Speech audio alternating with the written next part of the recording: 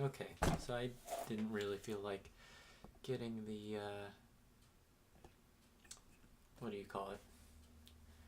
Getting the mic out. So I'm just going to read as is, and I might change your angle here real quick. So with just one moment. There you go, I got you at a better angle for me. Chapter 9, Reconnaissance. We have now launched 5 long delay flares down the axis of the cylinder, and we have a good photo coverage at its full length. All the main features are mapped, though there were a few that we can identify. We've given them propositional names. The interior cavity is 50 kilometers long and 16 wide. The two ends are bowl-shaped with rather complicated geometries. We've called ours the Northern Hemisphere and established our first base here at Axis. Radiating from the central hub, 120 degrees apart, there are 3 ladders that are almost a kilometer long. They all end at a terrace or ring-shaped plateau that runs right around the bowl. And leading from that, continuing from the direction of the ladders, are 3 enormous stairways which go all the way down the plane. If you imagine an umbrella with only 3 ribs equally spaced, you will have a good idea of this end of Rama. Each of those ribs is a stairway, very steep near the axis, then slowly flattening out as it approaches the plane below. The stairway, we've called them alpha, beta, gamma, aren't continuous, but break at 5 more circular terraces. We estimate there must be between 20 and 20,000 steps. Presumably, they were used only for emergencies, since it's inconceivable that Ramans, or whoever is going to call them, had no better way of reaching the axis of the world. The southern hemisphere looks quite different. For one thing, it has no stairway, no flat central hub. Instead, there's a huge spike kilometers long jutting along the axis with 6 smaller ones around it. The whole arrangement is very odd, and we can't imagine what it means. The 50 kilometers long cylindrical section between the 2 bowls we've called the central plane. It may seem crazy to use the word plane to describe something so obviously curved, but we feel it's justified.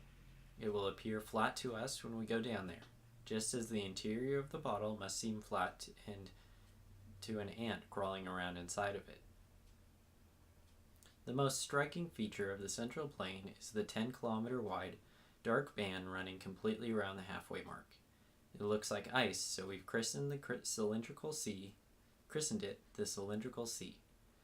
Right out in the middle, there's a large oval island, about 10 kilometers long and 3 wide, and covered with tall structures because it reminds us of old Manhattan. We've called it New York, yet I don't think it's a city. It seems more like an enormous factory or chemical processing plant. There are some cities, or at any rate towns, at least 6 of them. If they were built for human beings, they could each hold about 50,000 people. We've called them Rome, Peking, Paris, Moscow, London, Tokyo. They are linked with highways and something that seems like a rail system. Seems to be a rail system. There must be enough material for centuries of research in this frozen carcass of a world. We've 4,000 square kilometers to explore and only a few weeks to do it in.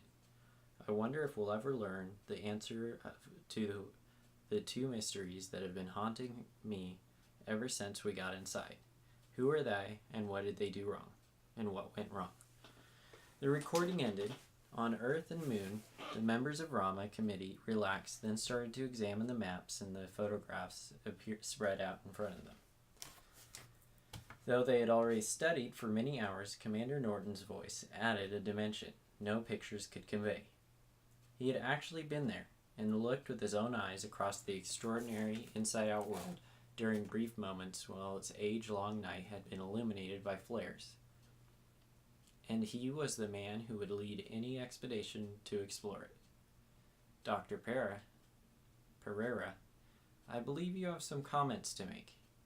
Ambassador Bose wondered briefly if he had given the floor first to Professor Davidson as senior scientist, the only astronomer but the old cosmologist, who still seemed in a mild state of shock and was clearly out of his element.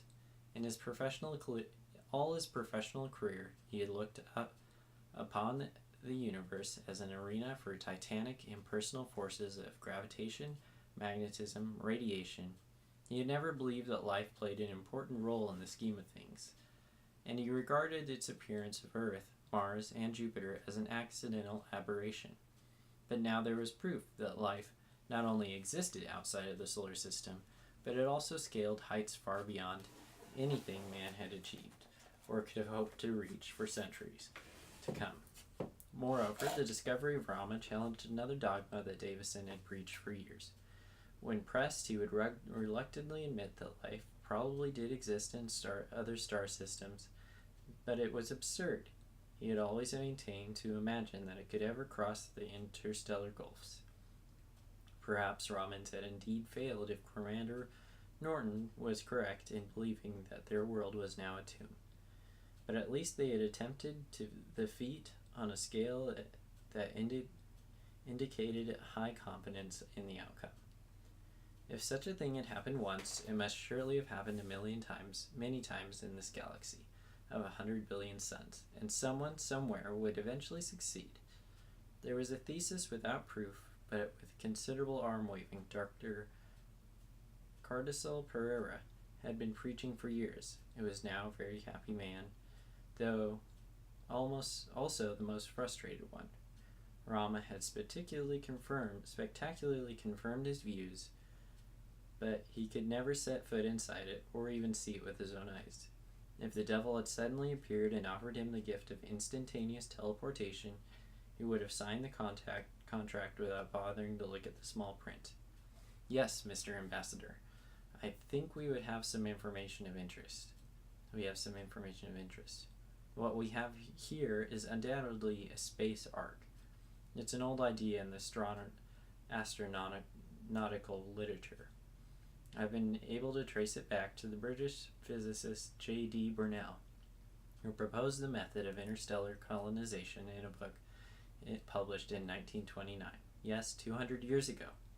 And the great Russian pioneer Solskovsky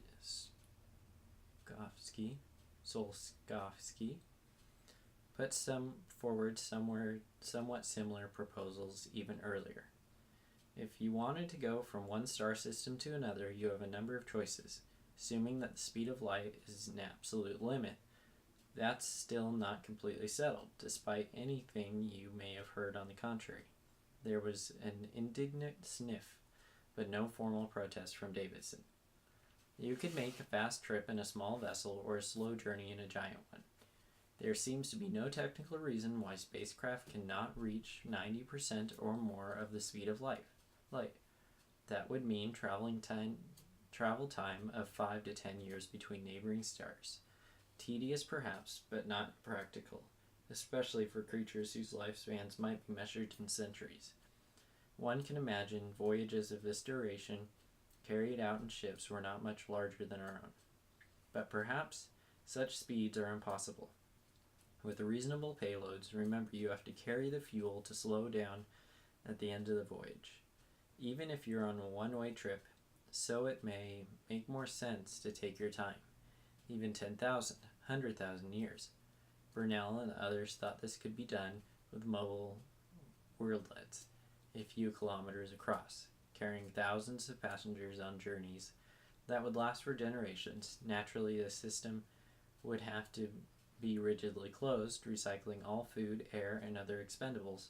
But of course, that's just how the Earth operates, on a slightly larger scale. Some writers suggest that these space arcs should be built in the form of concentric spheres. Others propose that hollow spinning cylinders, so that centrifugal force could provide artificial gravity, exactly what we found in Rama. Davison could not tolerate this sloppy talk. Not such a thing as centrifugal force. No such thing as centrifugal force. It's an engineer's phantom. It's only inertia.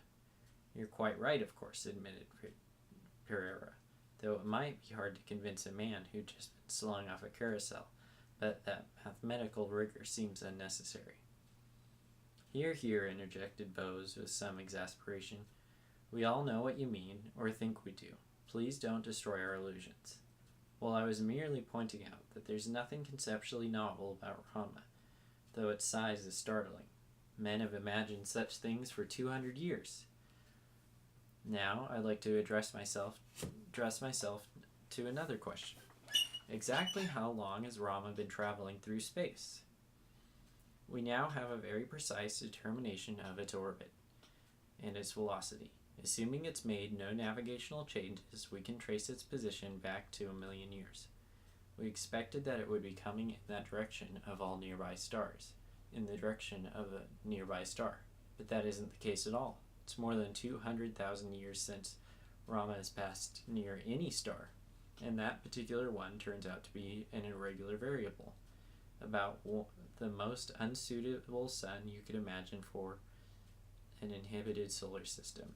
It has a brightness range of over 50 to 1. Any planets would be alternately baked and frozen every few years. A suggestion put in Dr. Price. Perhaps that explains everything. Maybe this was once a normal sun and became unstable, and that's why Raman had to find a new one. Pereira admired the old archaeologist, so he let her down lightly. What would she say, he wondered, if he started pointing out the instantly obvious in her own specialty? We did consider that, he said gently. But if our present theories of stellar evolution are correct, the star could never have been stable. It could never have a life-bearing planet. So Rama had been cruising through space for at least 200,000 years, and perhaps more than 1 million. Now it's cold and dark and apparently dead. I think I know why.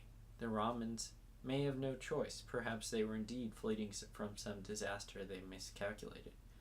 No closed ecology can be 100% efficient. There is always waste, loss, some degradation of the environment, the buildup of pollutants. It may take billions of years to poison and wear out a planet, but it will happen in the end. The oceans will dry up, the atmosphere. Guesses about the rate of biology turnover indicated that its ecology could survive only about 1,000 years, at the most a grand 10,000. That would be long enough at the speed Rama is traveling for a transit between the closely packed suns in the heart of the galaxy. But not out here in the scattered pollution of the spiral arms. Rama is a ship that exhausted its provisions before it reached its goal. It's a derelict, drifting amongst the stars.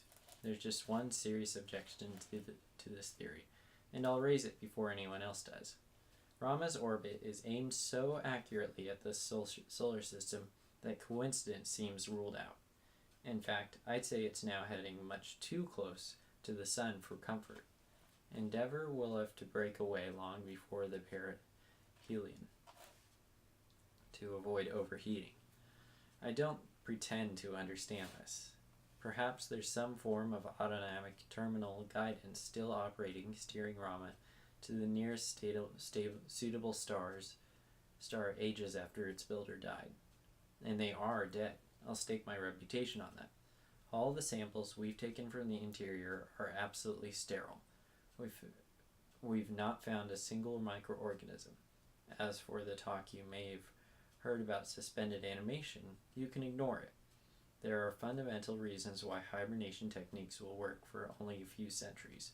We're dealing with time spans 1,000-fold longer, so the Pandorans and their sympathizers have nothing to worry about. For my part, I'm sorry. It would have been wonderful to have met another intelligent species, but at least we have answered one ancient question. We are not alone. The stars will never be the same to us.